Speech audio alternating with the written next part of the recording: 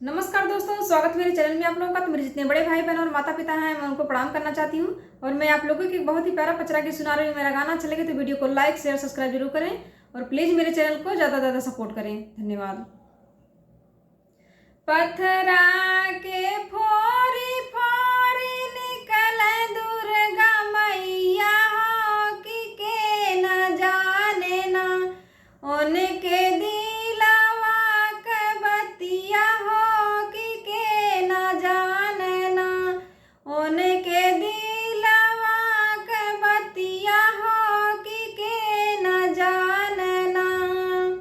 जाने तो जान वही मलिया के बेटउआ हो सबेरे भोरे ना गजड़ा गोथी के चढ़ावे हो सबेरे भोरे ना गजड़ा गोथी के चढ़ावे हो सबेरे भोरे ना पथरा के फोरी फोरी निकल दुर्गा मैया हो कि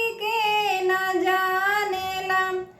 उनके दिलवा के बतिया हो कि न जानेला उनके दिलवा के बतिया हो कि न जानेला जाने तो जाने वही सोनरा के बेटउआ हो सबेरे भोरे ना टिकवा लाई के चढ़ावे हो सबेरे भोरे ना टिकवा लाई के चढ़ावे हो सबेरे भोरे ना पथरा के फोरी फोरी निकल दुर्गा मैया हो कि न जानेला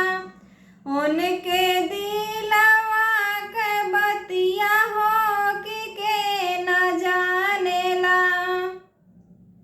जाने तो जाने वही कहरा के बेटउआ हो सबेरे भोरे ना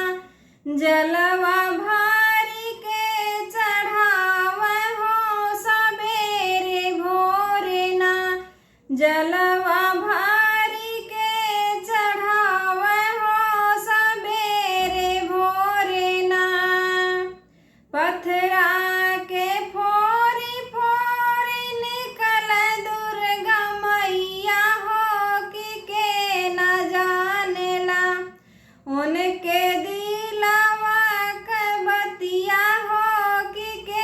न जानेला जाने